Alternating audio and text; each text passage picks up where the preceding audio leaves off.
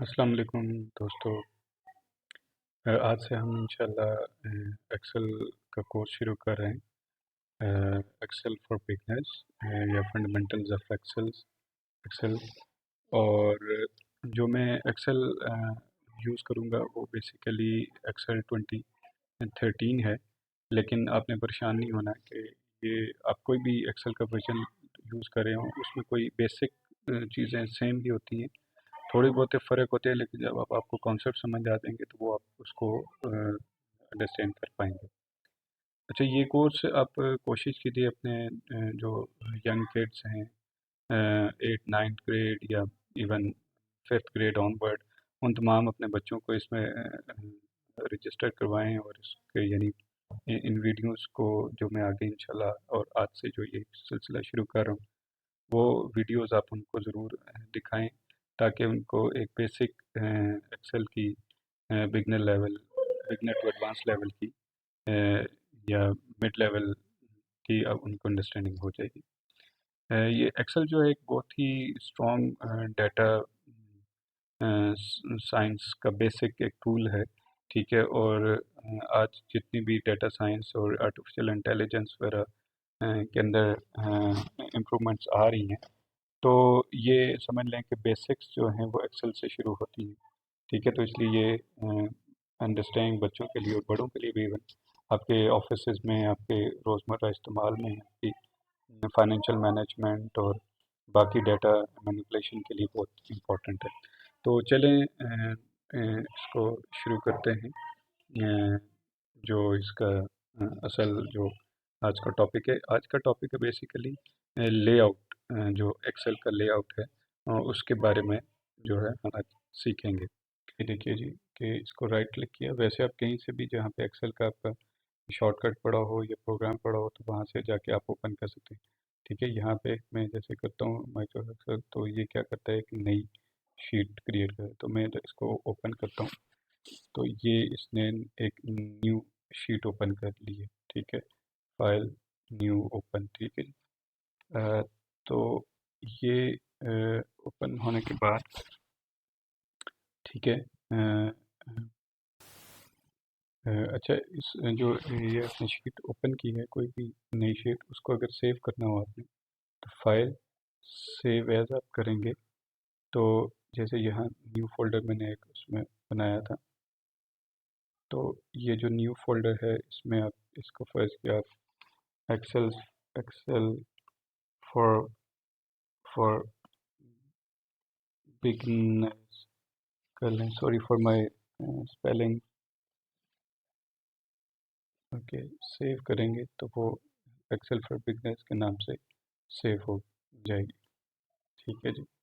तो दोस्तों, ये देखिए कि ये बेसिकली जब आप एक्सेल खोलते हैं तो ये आपको ये जो सामने नज़र आ रहा है सारा, ठीक है। ये एक्सेल का एक जो है लेआउट आपके सामने आ जाता है, ठीक है, बेसिक सा।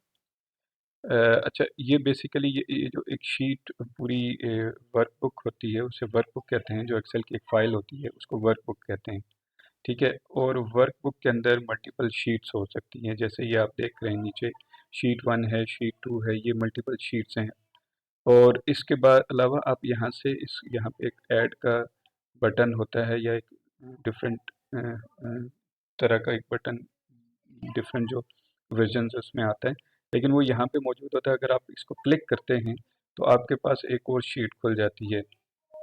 तो ये देखें, जैसे मैं इसको क्लिक करता हूँ तो ये इसने एक और शीट खोल दी है, ठीक है। हम वापस शीट 2 में चलते हैं क्योंकि उसमें हम मैंने कुछ चीज़ें की हुई हैं। तो सबसे पहले हम बात करेंगे कि जो ये देखिए इसमें दो डायमेंशंस हैं एक्सेल के अंदर। एक है जी ये जो आपकी कॉलम्स होते हैं, ये जो ए बी सी डी, इनको कॉलम्स कहते हैं, ठीक है। जो वर्टिकली इस तरह ये कॉलम्स हैं, ठीक है जी।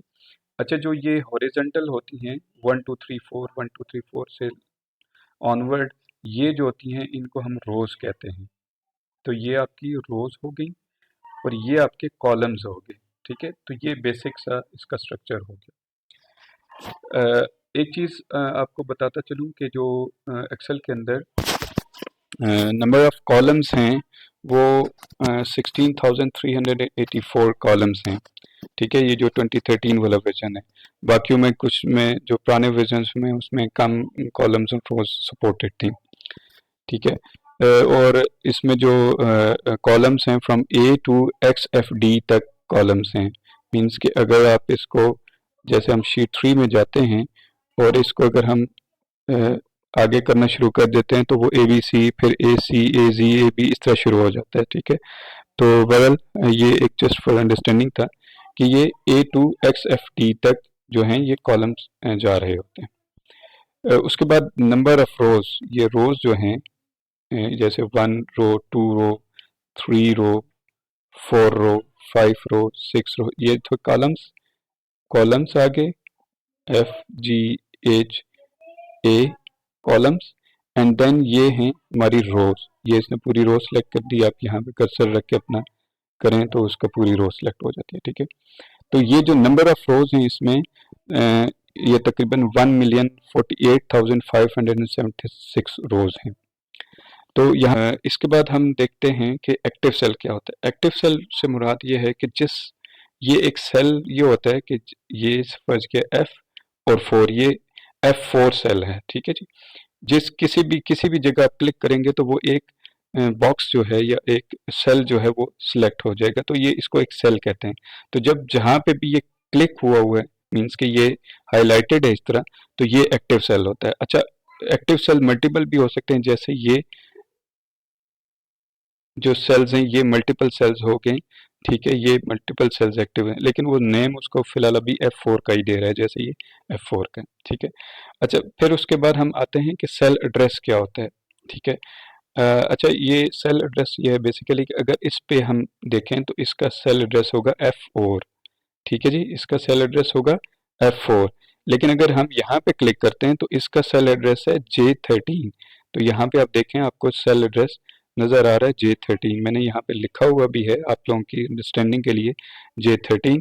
और ये देखिए सेल की जो जहाँ पे वो उसकी जो एड्रेस नज़र आ रहा होता है वो ये नज़र आ रहा है। ठीक है, अच्छा फिर उसके बाद रेंज। रेंज जो होती है बेसिकली वो selection of more than one या combination of more than one cells है। मींस कि जैसे हमने ये यहाँ पे लिखा हुआ है A1 टू G10, तो इसको अगर हम जैसे हम सर्च करते हैं सॉरी सिलेक्ट करते हैं from A1 to G10, from A1 to G10 this one, तो ये हमारे पास अगर हम इसको यहाँ पे करें जैसे